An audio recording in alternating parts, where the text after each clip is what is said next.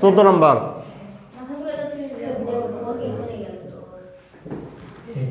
দেওয়া আছে f of x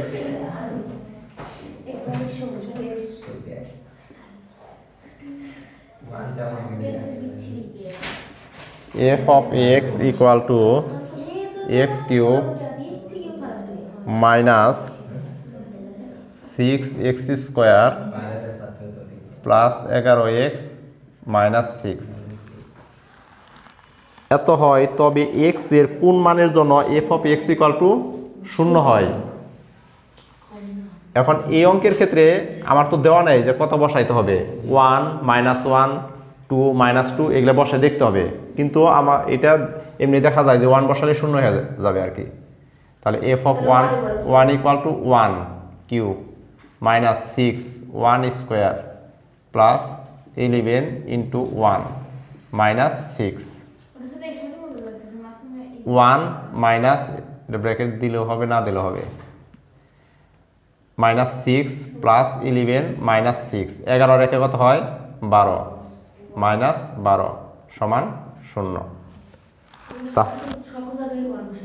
হ্যাঁ প্রত্যেক যে জায়গায় x আছে সেই জায়গায় 1 বসাইছি।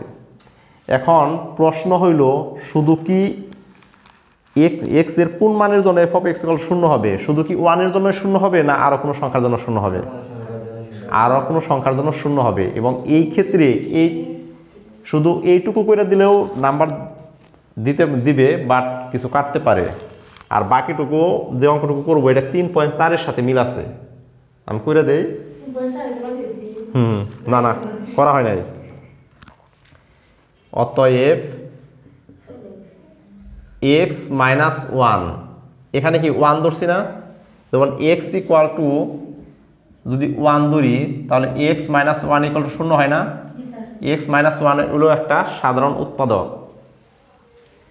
x minus 1 f of x এর একটি সাধারণ উৎপাদক, ঠিক আছে? কি উৎপাদক ছিল না? হ্যাঁ হ্যাঁ হ্যাঁ। এখন এই অঙ্কটা একটু ব্যতিক্রম এই চ্যাপ্টার থেকে। x cube minus 6x square plus 11x minus 6 এখানে x এর পাওয়ার কত আছে? 3 সর্বোচ্চ পাওয়ার 3 আছে। তাহলে x minus 1 তিনবার লিখবো, x minus 1 x minus 1 x minus 1। এখানে x কিউব হইতে গেলে কত লাগে? x আছে x স্কয়ার লাগে, ঠিক আছে? তাহলে x স্কয়ার x minus 1 আমি তিনবার লিখছি এই জায়গায়। হ্যাঁ হ্যাঁ হ্যাঁ হ্যাঁ। কারণ x এর সাথে কত গুণন করলে x কিউব হয়? x square. তাহলে x স্কয়ার আমি দিলাম, এখন কত হবে? x cube. আর 1 আর x স্কয়ার গুণন করলে কি হয়? x স্কয়ার, ঠিক আছে? এখানে আছে কয়টা? 6টা। আর এখানে আমার আছে কয়টা? এখানে একটা আছে x স্কয়ার, একটা। আর এখানে আছে 6টা x স্কয়ার। x স্কয়ার কয়টা আছে? x স্কয়ার একটা আছে। এখন তাহলে এখানে লাগবে 5টা minus 5x minus 5x square, আর মাইনাস মাইনাসে প্লাস 5x মাইনাস এখানে আছে কয়টা? 11x আছে, আর এখানে আছে 5x। তাহলে কম আছে কয়টা? 6টা। তার মানে আরো 6টা প্লাসের x লাগবে, তাহলে প্লাস 6। তাহলে 6 আর x গুণন করলে কত হয়? 6x। এই অঙ্কটা একটু তোমাদের কাছে একটু জটিল লাগতেছে, কারণ এটা এই চ্যাপ্টারের সাথে রিলেটেড না, এটা 3.4 এর, এটা জটিল।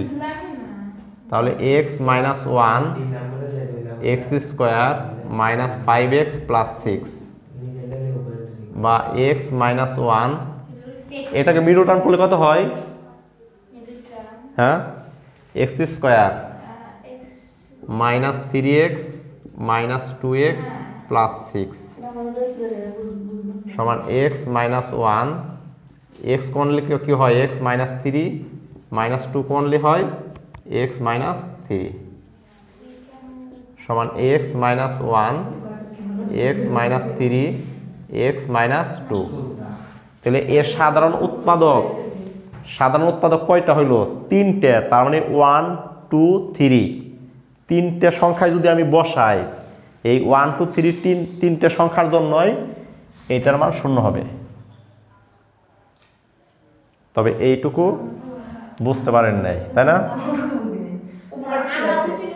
তবে যদি এইটুকু যদি না বোঝা যায়, এইটা দিলে মার্ক দিবে হয়তো 3-এর মধ্যে বা 4-এর মধ্যে 3 দিবে, আর এইটুকুর জন্য 1। হ্যাঁ হ্যাঁ, আর এই অঙ্কটা এত ইম্পর্টেন্ট না, যদি খুব সমস্যা মনে হয় বাদ রাখার অপশন আছে। এখন এখানে আসি, হয় x মাইনাস 1 ইকুয়াল টু 0 বা x ইকুয়াল টু 1, অতএব x ইকুয়াল টু 1। আবার x মাইনাস 3 ইকুয়াল টু 0 বা x ইকুয়াল টু 3, অতএব x ইকুয়াল টু 3। পুনরায়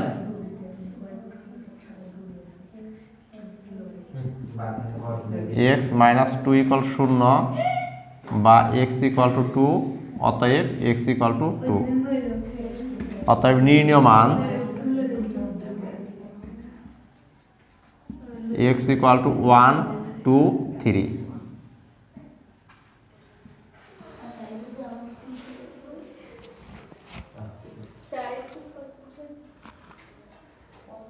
এই পর্যন্ত সমস্যা আছে? এই পর্যন্ত হ্যাঁ হ্যাঁ হ্যাঁ, এই পর্যন্ত ক্লিয়ার। এখন এই লাইনের পরে না, এই লাইনের পরে আমি বলি দিকে এখানে পাওয়ার 3 আছে, এই কারণে এই সাধারণ উৎপাদক x মাইনাস 1 3বার লেখা হয়েছে। এই যেটার থেকে এখানে অঙ্কের নিয়মই 3 নাম্বার লাইন আগে লিখতে হবে, ঠিক আছে?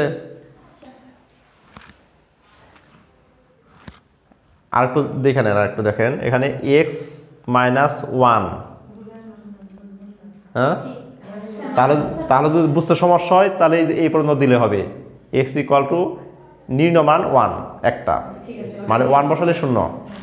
আর এই অঙ্কটা 3 হ্যাঁ হ্যাঁ, লেখা শেষ।